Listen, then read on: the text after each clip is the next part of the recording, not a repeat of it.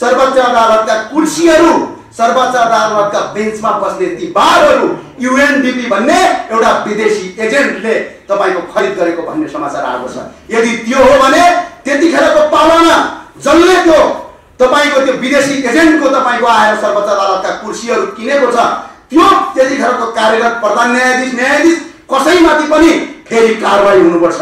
किनकि नेपालको न्यायालय विदेशी एउटा एनजिओले किनेका कुर्सीमा नेपालका न्यायाधीश बस्ने ठुला भन्ने वकिलहरू हो। यो देशको लुटेरा को हो भनेपछि तपाईहरु नै यो देशको लुटेरा हो। तपाईले त्यो सम्पत्ति कहाँबाट आर्जित गर्नु हो? तपाईले कतै अन्य व्यवसायबाट त होइन, वकिलको व्यवसायबाट आर्जित गरेको। वकिलको व्यवसायबाट कसरी पैसा कमाइ हुन्छ भन्ने नेपाली जनतालाई थाहा छैन। अन्यायमा परेको मान्छेले त्यत्रो पैसा खर्च गर्दैन। जसले अन्याय गर्छ, जसले अपराध गर्छ त्यसले पैसा दिन्छ। त्यो अपराधीले दिएको पैसाबाट आज तपाईहरु रेन्ज रोभर र बेन्च कार चढेर ठुलठुला मिडियामा इन्टरभ्यु दिँदै अदालतको न्यायाधीश दुनियाँलाई म हटाइदिन्छु भन्ने ती अपराधीहरूले हिजो यो देशलाई एमसेलको मुद्दामा पनि कर तिर्नु हुँदैन भनेर अदालतमा बहस गरेको हामीले प्रत्यक्ष देखेका छौँ। संविधान तपाईँ त्यही कालाकोटेले लेख्या होइन। आज त्यही संविधानको उल्लङ्घन गर्ने कुनै पार्टीको कार्यकर्ता र त्यसको झोला बोकेर न्यायाधीश बन्ने, अनि तपाईको आफ्ना पार्टीका कार्यकर्ता पार्टीले जे भन्यो त्यो नेपाली जनतालाई बन्धक बनाउन पाइन्छ। मैले यो भनिरहँदाखेरि यो भनेको होइन सर्वोच्च अदालतका प्रधान न्यायाधीश चोलेन्द्र शमशेर जबराज्यू श्रीमान सही हुनुहुन्छ भन्ने मेरो भनाइ हो। आयुबन्द उपरान्त कुनै पनि न्यायाधीश पार्टीको झोले कार्यकर्ता बन्ने जुन परम्परा यो देशमा छ त्यो अन्त्य नहुँदासम्म यो अदालत त्यस्तै भइरहन्छ। तपाईँ कुनै पनि न्यायाधीश अगाडि आउनुहोस्, उभिनुहोस्, तपाईको बायोडाटा हामी खोतल्छौँ। एउटा न्यायाधीश भन्नुहोस् त को न्यायाधीशहरू हुनुहुन्छ जुन राजपत्र अंकितबाट न्याय सेवाबाट छिरेर बढुवा हुँदै आएका न्यायाधीश 1-2% हुन्छन् होला। सबै पार्टीको गल्लामा अस्थायी न्यायाधीश हुँदै देशको प्रधान न्यायाधीश बन्ने, पार्टीको कार्यकर्ता बन्ने, उसैको झोला बोक्ने, अनि त्यो पार्टीले अदालतमा हमला गरे भने अनि हमला गर्ने, यो गैर कानुनी छ। नेपाल बार एसोसिएसनलाई पनि मेरो आग्रह छ, अनुरोध छ नेपाली जनताको तर्फबाट, तपाईँ राजीनामा माग्नुहोस्, तपाईको अधिकार होला। शमशेर जबराज्यू श्रीमानको यदि तपाईलाई राजीनामा चाहिएको भने तपाईकै पार्टीका कार्यकर्ताहरू हुनुहुन्छ, तपाईकै पार्टीका नेताहरूलाई भन्नुहोस् न, सदनमा ल्याउनुहोस्, भन्नुहोस्, महाभियोग प्रस्ताव दर्ता गराउनुहोस्, राष्ट्रपति कहाँ जानुहोस् र राष्ट्रपति कहाँबाट राजीनामा स्वीकृत गराउनुहोस्। त्यसको प्रक्रिया छ। नेपालको संविधानको कुरा गर्नुहुन्छ, बडा गजबको संविधान नेपाली जनताले पढेको छैन, कसैले पढेको छैन भने जसरी जुन ताण्डव नृत्य गर्नु भएको छ यो नेपाली जनताको विरुद्धमा छ।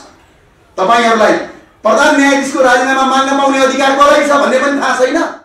जसले यो राज्यलाई ठगिराखेको छ त्यो ठगको मुद्दा लडेर अनि आफू वरिष्ठ र ठुला अधिवक्ता बन्दै ठुलठुला घर बनाउँदै ठुलठुला बिल्डिङ बनाउँदै देशलाई खोक्रो बनाउनेहरू यो देशका धमिरा हुन्।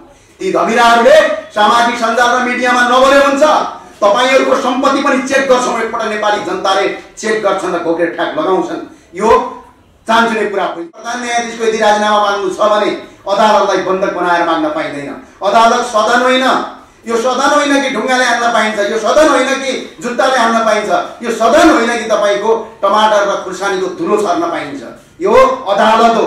अदालतमा तपाईको जुन किसिमका अमर्यादित ढङ्गले प्रस्तुत हुनुभएको छ, जसरी बन्धक बनाइएको छ, आज गरिब जनताको मुद्दा तपाईको फैसला के उहाँले जिम्मा लिनु। हाताभित्र जुन किसिमका रमिता भइरहेका छन्, जुन किसिमका नाटक मञ्चन भइरहेका छन्, यो लोकतान्त्रिक देशमा विश्वको एउटा उदाहरण हो कि हामीले नेपाली हौं भन्न पनि अब लाज मर्ने अवस्था आयो। अब पनि विधिको शासन छ, अब पनि कानुनी राज्य छ भनेर भन्नु भनेको अब आफैले आफै लाज लाग्ने बेला आएको छ। त्यो भएर म आग्रह गर्न चाहन्छु, अदालतलाई बन्धक बनाएर गरिब दुखी जनताका मुद्दाहरूलाई पछाडि धकेलिने जुन कोसिस गरिएको छ यो सरासर अन्याय हो, यो अपराध हो र यसरी बन्धक नबनाउन नेपाल म सम्मानित सर्वोच्च अदालतका कार्यरत कर्मचारी, त्यहाँका न्यायाधीश, प्रधान न्यायाधीश सबैलाई आह्वान गर्छौं। धन्यवाद।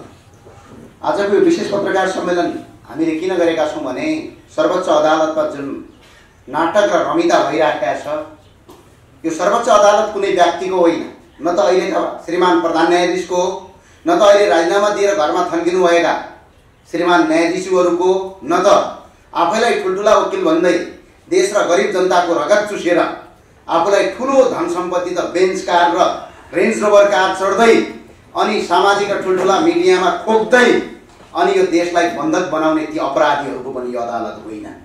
अदालत सिंगो 3 करोड जनतासँग विश्वास जोडिएको कुरा हो। आज हरेक नागरिकका दुःख कष्ट साध्ने थलो नेपालका तपाईको 3वटा निकाय कार्यपालिका न्यायपालिका र व्यवस्थापिका भित्र अन्तर्गत रहेर यो न्यायपालिका हो। यो स्वतन्त्र निकायलाई आज बन्धक बनाउन पाइँदैन। यदि श्रीमान प्रधान न्यायाधीशज्यूको यदि राजीनामा माग्नु छ भने राजीनामा माग्ने तरिकाहरू छन्। राजीनामा माग्नका लागि महाअभियोग प्रस्ताव गर्नुस्, सदनबाट महाअभियोग प्रस्ताव ल्याएर राजीनामा स्वीकृत गराउनुस्। तर अदालत अहिले बन्धक बनाएर जनताको कर र तलबबाट खाएर सुविधा लगेर घर बिदा बसेर जनतालाई आज बन्धक बनाउन पाइँदैन। यो गैर कानुनी छ बिल्कुलै। अदालतको हाताभित्र जुन किसिमका रमिता भइरहेका छन्, जुन किसिमका नाटक मञ्चन भइरहेका छन्, यो लोकतान्त्रिक देशमा विश्वको एउटा उदाहरण हो कि हामीले नेपाली हौँ भन्न पनि अब लाज पर्ने अवस्था आयो। अब पनि विधिको शासन छ, अब पनि कानुनी राज्य छ भनेर भन्नु भनेको अब आफैले आफै लाज लाग्ने बेला आएको छ। त्यो भएर म आग्रह गर्न चाहन्छु, अदालतलाई बन्धक बनाएर गरिब दुखी जनताका मुद्दाहरूलाई पछाडि धकेलिने जुन कोसिस गरिएको छ यो सरासर अन्याय हो, यो अपराध हो र यसरी बन्धक नबनाउन नेपाली म सम्मानित सर्वोच्च अदालतका कार्यरत कर्मचारी, त्यहाँका न्यायाधीश, प्रधान न्यायाधीश सबैलाई आह्वान गर्छौँ। तपाईलाई प्रधान न्यायाधीशको यदि राजीनामा माग्नु छ भने अदालतलाई बन्धक बनाएर माग्न पाइँदैन। अदालत सदन होइन, यो सदन होइन कि ढुङ्गाले हान्न पाइन्छ, यो सदन होइन कि जुत्ताले हान्न पाइन्छ, यो सदन होइन कि तपाईको टमाटर र खुर्सानीको धुलो छर्न पाइन्छ। यो अदालत हो। अदालतमा तपाईको जुन किसिमका अमर्यादित ढङ्गले प्रस्तुत हुनुभएको छ, जसरी बन्धक बनाइएको छ, आज गरिब जनताको मुद्दा तपाईको फैसला के उहाँले जिम्मा लिनुहुन्छ? एकजना नेपालीको गरिब जनताको अदालतमा मुख ताक्दा ताक्दै अदालतको ढोका ढकढका ढकढकै गरिबको मृत्यु भइसक्छ। मृत्यु भएको 10-15 वर्ष पछाडि फैसला हुन्छ। नेपालको अदालतको हालत त्यो छ। अझ त्यस्तो अवस्थामा पनि अदालतलाई बन्धक बनाउन पाइन्छ। यो बन्धक नबनाउनुस्। अनि आफैलाई मैयौं ठुला भन्ने वकिलहरू हो, यो देशको लुटेरा को हो भनेपछि तपाईहरू नै यो देशको लुटेरा हो। तपाईले त्यो सम्पत्ति कहाँबाट आर्जित गर्नु हो? तपाईले कतै अन्य व्यवसायबाट त होइन, वकिलको व्यवसायबाट आर्जित गरेको। वकिलको व्यवसायबाट कसरी पैसा कमाइ हुन्छ भन्ने नेपाली जनतालाई थाहा छैन। अन्यायमा परेको मान्छेले त्यत्रो पैसा खर्च गर्दैन। जसले अन्याय गर्छ, जसले अपराध गर्छ त्यसले पैसा दिन्छ। त्यो अपराधीले दिएको पैसाबाट आज तपाईहरू रेन्ज रोभर र बेन्च कार चढेर ठुलठुला मिडियामा इन्टरभ्यू दिँदै अदालतको न्यायाधीश दुनियाँलाई म हटाइदिन्छु भन्ने ती अपराधीहरूले हिजो यो देशलाई एमसेलको मुद्दामा पनि कर तिर्नु हुँदैन भनेर अदालतमा बहस गरेको हामीले प्रत्यक्ष देखेका छौँ, जसले यो देशलाई खोक्रो बनाएका छन्। उनका विरुद्धमा नेपाली जनता छन्। आज अदालतलाई बन्धक बनाउन पाइँदैन। तपाईँ अदालतमा कति मुद्दा छन्, कति जनता र नागरिकका मुद्दा छन्। यदि तपाईलाई चोलेन्द्र शमशेर जवराज्यू श्रीमानको यदि तपाईलाई राजीनामा चाहिएको भने तपाईकै पार्टीका कार्यकर्ताहरू हुनुहुन्छ, तपाईकै पार्टीका नेताहरूलाई भन्नुस् न, सदनमा ल्याउनुस्, भन्नुस्, महाअभियोग प्रस्ताव दर्ता गराउनुस्, राष्ट्रपति कहाँ जानुस् र राष्ट्रपति कहाँबाट राजीनामा स्वीकृत गराउनुस्। त्यसको प्रक्रिया छ। नेपालको संविधानको कुरा गर्नुहुन्छ, बडा गजबको संविधान नेपाली जनताले पढेको छैन। कसैले पढेको छैन भने जसरी जुन ताण्डव नृत्य गर्नु भएको छ यो नेपाली जनताको विरुद्धमा छ। तपाईहरुलाई प्रधान न्यायाधीशको राजीनामा माग्न पाउने अधिकार कसलाई छ भन्ने पनि थाहा छैन। प्रधान न्यायाधीशको राजीनामा माग्न पाउने अधिकार कसरी छ भने हेर्नुहोस्, प्रधान न्यायाधीशलाई निज राष्ट्रपतिले मागेको खण्डमा, महाअभियोग प्रस्ताव भएको खण्डमा यो लेखेको छ। हेर्नुहोस्, नेपालको संविधानको धारा 131 को व्यवस्था के छ भने प्रधान न्यायाधीश वा सर्वोच्च अदालतको न्यायाधीशको पद रिक्त हुने अवस्था देखाएका कुनै अवस्थामा प्रधान न्यायाधीश सर्वोच्च अदालतको न्यायाधीश पद रिक्त हुनेछ। एउटा निजले राष्ट्रपति सक्षम लिखित राजीनामा दिएमा, निजको उमेर 65 वर्ष पुरा भएमा, निजका विरुद्धमा धारा 100 बमोजिम महाअभियोगको प्रस्ताव पारित भएमा, शारीरिक वा मानसिक अवस्थाका कारण सेवामा रही कार्य सम्पादन गर्न असमर्थनमा रहेको भनी प्रधान न्यायाधीशको हकमा संवैधानिक परिषद र सर्वोच्च अदालतको न्यायाधीशको हकमा न्याय परिषदको सिफारिसमा राष्ट्रपतिले पद मुक्त गरेमा र निजले नैतिक पतनदेखि फौजदारी कसुरमा अदालतबाट सजाय पाएमा, निजको मृत्यु भएमा भनेर नेपालको संविधान तपाईँ त्यही कालाकोटेले लेख्या होइन। आज त्यही संविधानको उल्लङ्घन गर्ने कुनै पार्टीको कार्यकर्ता र त्यसको झोला बोकेर न्यायाधीश बन्ने, अनि तपाईको आफ्ना पार्टीका कार्यकर्ता पार्टीले जे भन्यो त्यो नेपाली जनतालाई बन्धक बनाउन पाइन्छ। मैले यो भनिरहँदाखेरि यो भनेको होइन सर्वोच्चका अदालतका प्रधान न्यायाधीश चोलेन्द्र शमशेर जवराज्यू श्रीमान सही हुनुहुन्छ भन्ने मेरो भनाइ होइन।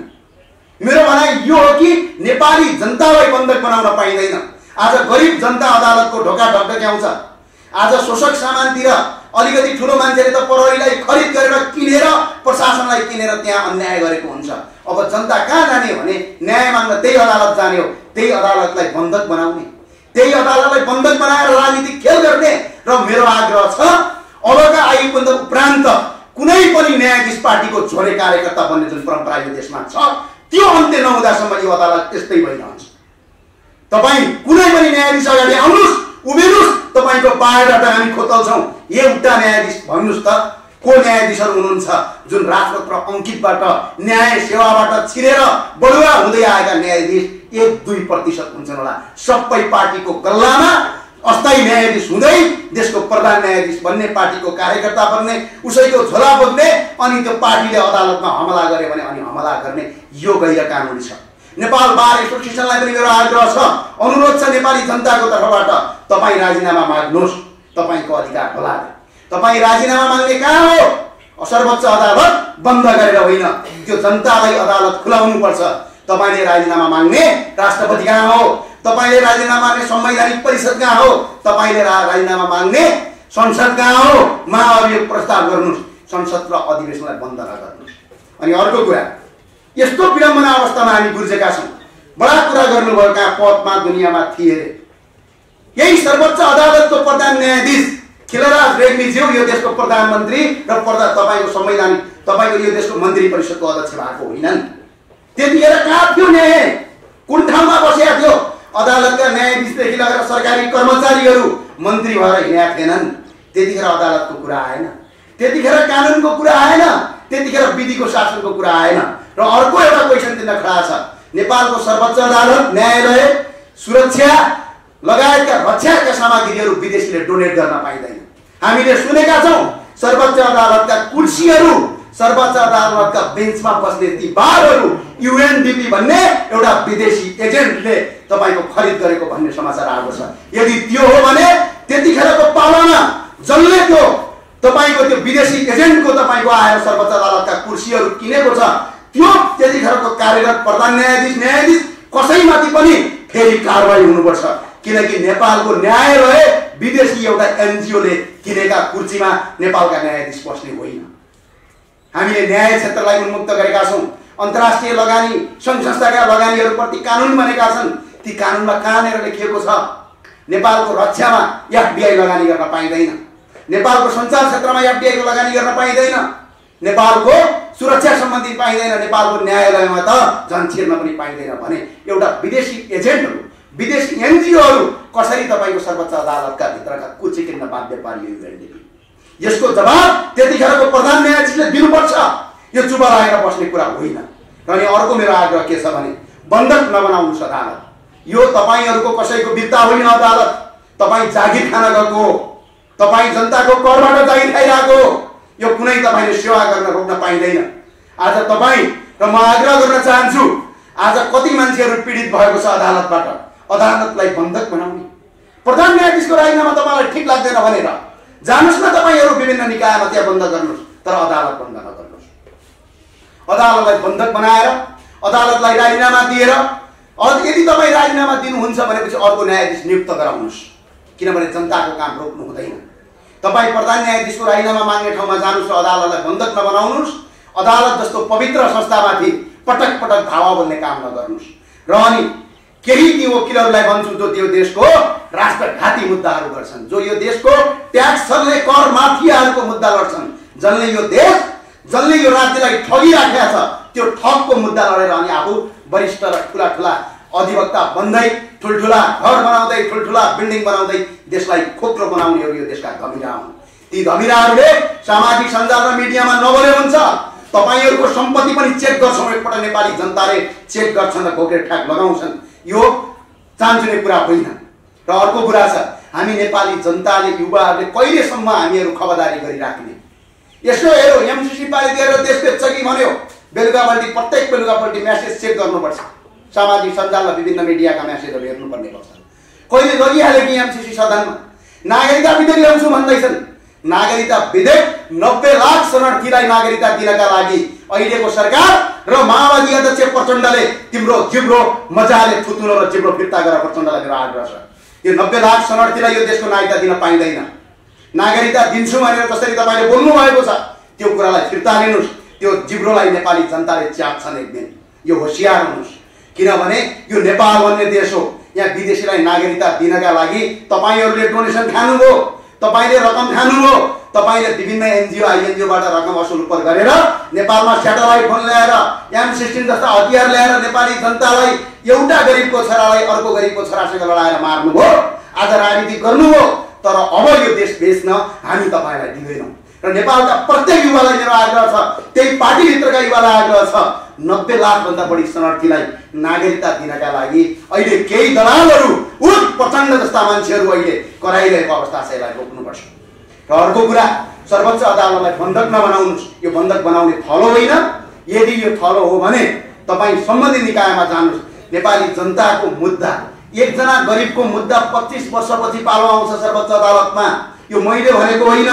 सम्बन्धित सर्वोच्च अदालतका पूर्व प्रधान न्यायाधीश सुशीला कार्कीले पत्रकार रवि लामिछानेज्यूसँगको कार्यक्रममा भन्नुभएको छ, न्याय त्यहाँ त गरिबको मुद्दा हेरिँदैन, सिर्फ माफिया लुटतन्त्रको मात्र मुद्दा हेरिन्छ भन्ने छ। अनि गरिबलाई पालो आउँदाखेरि अझ मिच्ने, अनि गरिबले अदालतमा कहिले धाउन नपाउने, अनि तपाईँहरूको राजनीतिक फाइदाका लागि, व्यक्तिगत बेनिफिटका लागि तपाईँहरूले अदालत बन्द गर्न पाउनुहुन्न। अदालतलाई बन्द नगर्नुहोस्, जनताको सेवाबाट हुन गर्नुहोस्। तपाईँलाई आग्रह छ, यदि तपाईँ राजीनामा माग्ने नै हो भने सम्बन्धित निकायमा गएर राजीनामा माग्नुहोस्, अदालतलाई बन्धक बनाएर होइन।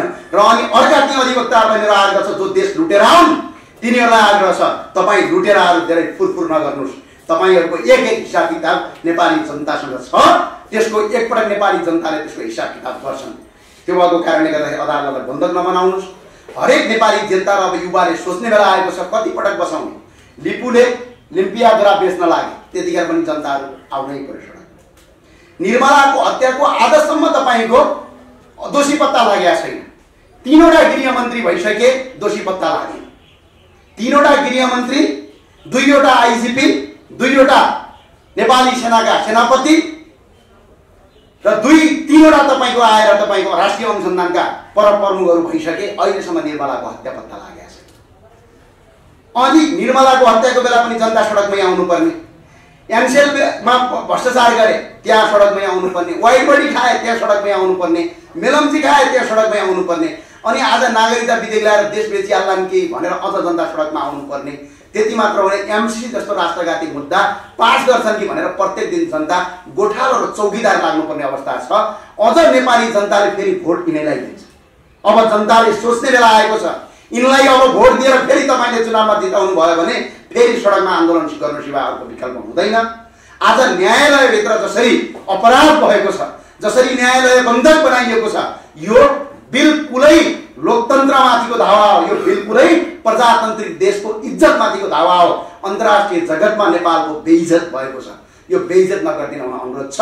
तपाईँ बारका सदस्यज्यू र प्रधान न्यायाधीशज्यूहरूलाई आग्रह छ, तलब खानुहुन्छ भने काम गर्नुहोस्, तलब खानुहुन्न भने त्यसरी अट्काउने काम नगर्नुहोस्। यदि राजीनामा माग्नु छ भने राष्ट्रपति कहाँ जानुहोस्, संवैधानिक न्याय परिषदमा जानुहोस्, तपाईँ त्यसपछि गएर सदनमा जानुहोस्, सदनका तपाईँका नेताहरूलाई भन्नुहोस् न आदेश प्रस्ताव गर भनेर, तर अदालत बन्द नगर्नुहोस्। मेरो यही आग्रह छ। यदि यसरी अदालत पटक पटक बन्द गराइयो भने गरिब नेपाली जनताले बाध्य भएर सडक आन्दोलन गर्नेछन्, बाध्य भएर तपाईँको घर घेराउ गर्नेछन्, बाध्य भएर तपाईँलाई जुत्ताले बाटोमा हान्नेछन्। यो चाहिँ हेक्का रहोस्। म यति भन्दै बिदा हुन्छु। हस्दै नेपाल। ज्ञानजी, यो अदालतभित्रको अहिलेको राजनीतिलाई के को उपजको रूपमा लिने, अदालतमा पनि राजनीति घुस्यो, राजनीतिक दलका कार्यकर्ता केही स्वरूप चाहिँ देखाउन थाल्यो भनेर भनेको छ नाम नागरिकले। यो सिक हो, किनभने यी न्यायाधीशहरू जो छन् पहिला पनि यिनीहरू ग्याङ फाइट गर्थे। कुनै एउटा पार्टीको भातृ सङ्गठनमा बसेर यिनीहरू कहिले कुर्सीले हान्ने, कहिले अर्काको ब्यागमा खुकुरी बोक्ने, त्यो गर्थे क्या। किनभने पढाइ मात्र गरे हुन्। अनि पार्टीको कार्यकर्तालाई न्यायाधीश बनाएपछि हालत त्यही, यो देशमा भएको त्यही। न्यायाधीश नियुक्ति गर्ने प्रक्रिया गलत छ, त्यो चेन्ज गर्नुपर्छ। त्यो प्रक्रिया पुरै चेन्ज गर्नुपर्छ। कस्तो प्रक्रिया ल्याउँदाखेरि बाबा, संवैधानिक निकायमा न्यायाधीश मात्र होइन, संवैधानिक निकाय जो छन् नेपालको अख्तियार अनुसन्धान आयोग, लोकसेवा आयोग, अनि त्यसपछि गइसकेपछि अदालतका न्यायाधीशहरू नियुक्त गर्ने कुरा त राजपत्र अङ्कितबाट न्याय सेवामा काम गरेको मान्छे आउनु पर्यो नि। नेपाल सरकारले बेला बेला इक्जाम लिन्छ, शाखा अधिकृतमा लिन्छ, उपसचिवमा लिन्छ, सहसचिवमा लिन्छ नि। त्यहाँबाट लोकसेवा आयोग पास गरेको मान्छे त्यसको न्यायाधीश बन्नु पर्यो, न्याय क्षेत्रमा पास गरेको मान्छे। अब अहिले के छ भने पार्टीलाई सहयोग गरेको न्यायाधीश बनेको, अहिले त्यही हो नेपालमा। अहिले मै हुँ भन्ने न्यायाधीशहरूको पनि इतिहास थाहा छ। एउटा पार्टीको कुनै कार्यकर्ताले झ्याप्प कार्यकर्ता भएकै भरमा ल्याएर न्यायाधीश बन्छ। जस्तै उदाहरणका लागि म एउटा उदाहरण दिन चाहन्छु। वाइड बडीको छानबिन भयो, क्यान्टनमेन्ट भयो, धमिजा भयो, 4G भयो, भयो एउटा लिपुलेक लिम्पियाधुराको जनगणनाको भयो, कुनै पनि एकजना प्रधान नेपालको एकजना बालुवाटार काण्ड भयो, भएको छैन नि। यी नेताहरू जुन जुन काण्डमा भ्रष्टाचारीमा ठुल्ठुलो काण्डमा यिनीहरू जोडिएका छन्, एउटा पनि अदालतमा फैसला हुँदैन। बरु तरकारी बेच्नेले गलत गर्यो भने अदालतबाट ढप्पा हान्छ, फैसला गर्छ। बरु समाजसेवीलाई लगेर थुन्छ र फैसला गर्छ। अनि कसका लागि न्यायालय हो भनेपछि नेताका लागि न्यायालय हो। यी जो न्यायाधीशहरू छन् नेपालमा 90% पार्टीका कार्यकर्ताहरू छन् नेपालमा। समस्या त्यो हो। म एउटा उदाहरण दिन चाहन्छु। वाइड बडीमा तत्कालीन तपाईँको लेखा उप समितिले वाइड बडीमा भ्रष्टाचार भयो भने अदालतमा मुद्दा पनि हाल्यो, त्यसको फैसला भयो। क्यान्टनमेन्ट घोटालामा प्रचण्ड लगायत जनार्दन शर्मा लगायतका नेताहरूले भ्रष्टाचार गरे भनेर तपाईँको मुद्दा हालियो अख्तियारमा, आजसम्म फैसला भएको छैन। अग्निप्रसाद सापकोटाज्यूले व्यक्ति हत्या गर्नुभयो भनेर मुद्दा हालियो, त्यो फैसला भयो छैन। त्यस पछाडि आएर एनसेलमा 62 अर्बको घोटाला भयो भनियो, प्रधान न्यायाधीशले 62 अर्ब तिर भन्नुभयो। अनि त्यस पछाडि 2-4 जना केही न्यायाधीशहरू बसेर यो तिर्नु पर्दैन भनेर फैसला गरे, त्यो भयो भएन। 4G घोटालामा झन्डै 12 अर्ब घोटाला भयो भने मुद्दा छ, त्यो फैसला भएको छैन। धमिजा काण्ड छैन, लौडा काण्ड छैन, मेलम्ची छैन। पूर्व राजा वीरेन्द्रका नाममा आर्जित भएको सम्पत्ति व्यक्तिका नाममा छ, त्यो पनि अदालतमा मुद्दा छ, भएको छ, कहीँ छैन। बालुवाटार काण्ड छैन, कहीँ कतै पनि हुँदैन। जहाँ यी नेताहरू जोडिन्छन् त्यहाँ अदालतका न्यायाधीशहरू कानमा पट्टी लगाएर बस्छन्, किनकि उनी न्यायाधीशहरू पार्टीका कुनै न कुनै बेला पार्टीका कार्यकर्ता भएकै भरमा न्यायाधीश बनाउने प्रचलन छ यो देशमा। त्यो भएको कारणले गर्दाखेरि आज न्यायालय स्वतन्त्र छैन। दुखी गरिब जनतालाई त लगेर थुनेको थुनै हो, केही गर्नु पर्दैन। एकपटक न्यायालय किन पाइन भनेर जनताले भन्यो भने थुन्ने परम्परा छ। यो समस्या के हो भने नियुक्ति प्रक्रियाको समस्या हो। यदि तपाईँको लोकसेवा आयोगबाट न्याय सेवाको अधिकृतबाट स्टार्ट गरेर उपसचिव हुँदै सहसचिवसम्म न्याय क्षेत्रबाट पास गरेका मान्छे ल्याएर न्यायालय चलाउनुस् त, यो समस्या नै हुँदैन। किनकि पार्टीलाई सहयोग गरेको न्यायाधीश पद पायो भने त्यही हो यो देशको परम्परा। अब न्यायालय आजदेखि अझ बार एसोसिएसनले कालोपट्टि बाँधेर धर्ना जुलुस भित्रै सुरु गरेको छ, सर्वोच्च भित्रै। यो क्रम जारी रह्यो भने तपाईँको अभियान के गर्छ? त्यसको विरुद्धमा अथवा न्यायालय चल्नुपर्छ भनेर सडकमा आउँछ? होइन, त्यो आउनै पर्ने अवस्थामा हामी मात्र होइन कि नेपालका तमाम नागरिक सडकमा आउँछन् यसमा। किनभने ती बार एसोसिएसनका केही वकिलहरूको मात्र यो न्यायालय होइन। न्यायालय 3 करोड जनताको संवैधानिक निकाय हो, यो पवित्र संस्था हो। उहाँ बार एसोसिएसनको आन्दोलनलाई मैले एउटा कुरा भने त, हामीले भन्यौँ त बार एसोसिएसनको यदि आन्दोलन गर्नु छ भने उहाँलाई के भन्न सकिन्छ भने तपाईँले आन्दोलन गर्ने भए राष्ट्रपति कार्यालय गएर बन्द गर्नुहोस् न धर्ना। तपाईँको आन्दोलन जायज होला अन्जायज होला त्यो आफ्नो कुरा हो। तपाईँले आन्दोलन गर्ने भए संवैधानिक परिषद छ त त्यहाँ गएर गर्नुहोस् न। तपाईँले आन्दोलन गर्ने भए तपाईँकै नेताहरू जो बारका बार सदस्यहरू सबै पार्टीका कार्यकर्ताहरू हुने हो, काङ्ग्रेसबाट, एमालेबाट, माओवादीबाट, के हलानोबाट, फलानो ढिस्कानोबाट भनेर चुनावको बेला त पार्टीकै चुनाव चिन्ह र झन्डा बोकेर हिँड्या हुन्छन् भने तपाईँका नेताहरू जो सांसद छन् आज ती संसदमा भन्नुहोस् न, संसदमा महाभियोग प्रस्ताव गर्नुहोस् न प्रधान न्यायाधीशका विरुद्धमा। अनि अदालत किन बन्द गर्ने? अदालत बन्द गर्दाखेरि जनताले दुःख पाउँछन्। आज एउटा निर्दोष जनता हेर्नुहोस् त थुनिएर बसेको होला, उदाहरणका लागि पूर्व पक्षका लागि कुरा गर्दैछु म, थुनिएर बसेको होला, नेपाल प्रहरी लगेर कतै थुनेर राखेको होला। अब अदालत नखुल्दासम्म नेपाल प्रहरीले त अदालतमा उपस्थित गराउँदैन। अब 10 दिन थुनिनु पर्ने कुनै मान्छे बिना कसुरको मान्छे 25 दिन 30 दिन थुनिनु पर्ने अवस्था आयो। अनि भएको बाँकी 10-15 दिन या 1-2 महिना त्यो पछाडि ढिलो पालो आउला। अहिले नियमित रूपमा जुन मुद्दा भइरहेछ अदालतमा त्यो रोकिएपछि अब पालो आउनेको मूल पालो 3 महिना पछाडि आउला रे। अनि एकजना निर्दोष नागरिक नेपाल प्रहरीले थुनेर राखेको मान्छे 3 महिना यानी कि 2 महिना 10 दिन ज्यादा तपाईको थुन्न पाउने अधिकार यी बारका कर्मचारीको हो। त्यो त अन्याय भएन र जनतालाई। अनि न्यायालय बन्द गर्ने के सदन भन्ठान्या छौ? तपाईहरुका नेताहरू छन् नि, जो पार्टीका नेताहरू प्रचण्ड माधवमान नेपाल लगायत शेरबहादुर देव लगायतका जो नेताहरू छन् नि, तिनै नेता भन्ठान्या सर्वोच्च अदालतलाई धर्ना र जुलुस। अस्ति किकाण्ड बाहिरिया थियो, म त आग्रह गर्छु नेपाल बार एसोसिएसन होइन, Nepal bar association, Nepal restaurant and bar मदिरा पनि पाइन्छ भनेर लेख त्यहाँ, किनकि अब त त्यहाँ ग्याङ फाइट हुँदो रहेछ। अनि अदालत भने त्यस्तै पवित्र संस्था त्यस्तो हुन्छ, जनतालाई न्याय दिने संस्था आज बन्धक बनाउन पाइन्छ? ल भन्नुहोस् न, बारका कर्मचारी र ती न्यायाधीशहरूले सेवा दिनुहोस् त, त्यो बारको भवनमै बसेर सेवा दिनुहोस् न तपाईँहरू।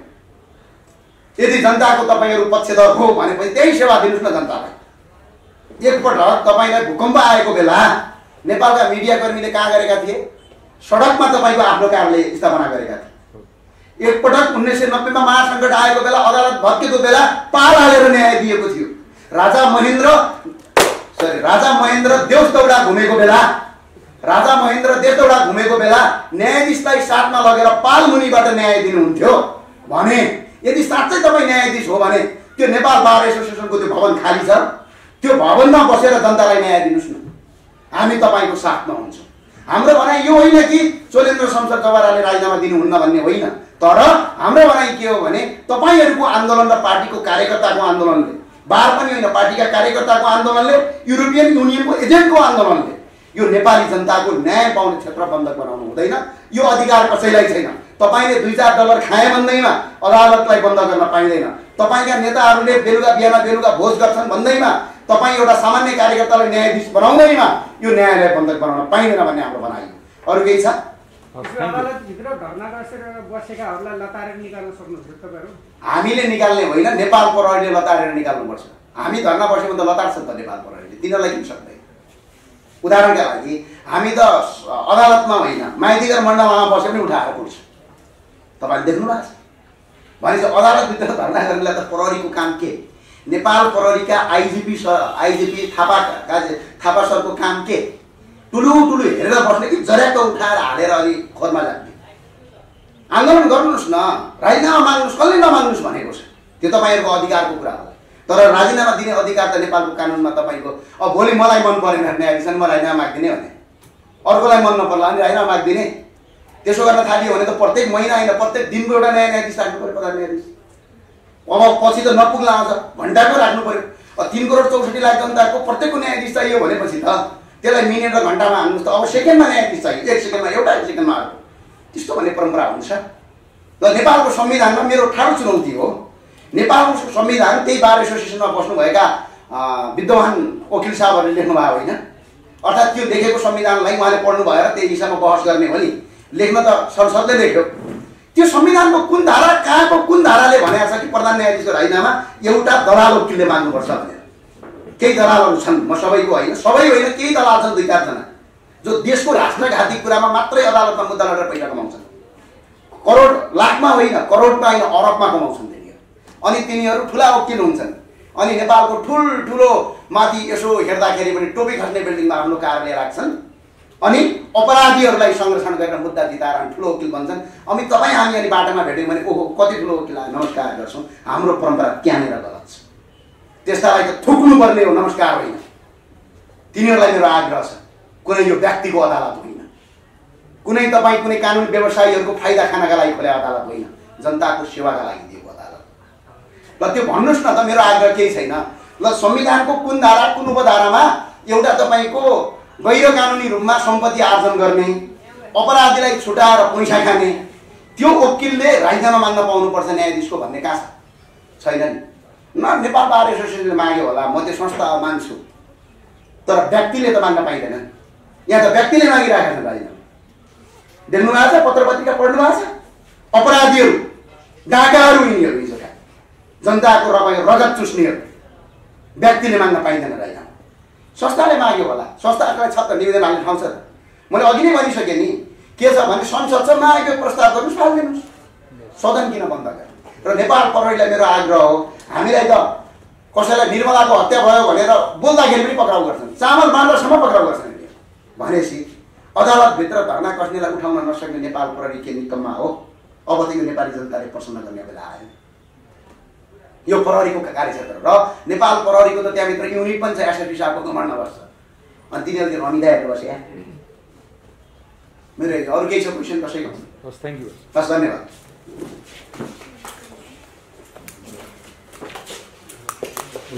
अरे त्यो चिरिङ हाम्रो राजा साहबको हो केही हुन्न